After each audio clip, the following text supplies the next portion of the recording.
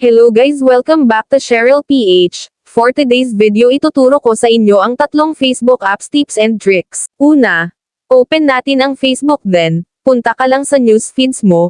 Kapag nakita mo yung friend mo na hindi mo gusto yung mga pinupost niya, i-click mo yung 3 dot then, pindutin mo yung snooze. Don't worry guys, hindi niya yan mano-notify at friends pa rin kayo, pero hindi mo na makikita yung mga pinupost niya in 30 days.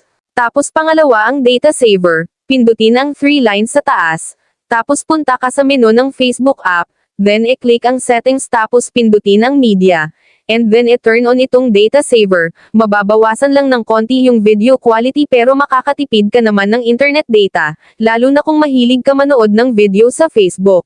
Then yun pangatlo is trash. Pumunta ka lang sa profile mo tapos pindutin mo yung 3 dots, then i-click mo yung archive, tapos pindutin mo yung trash. Dito mo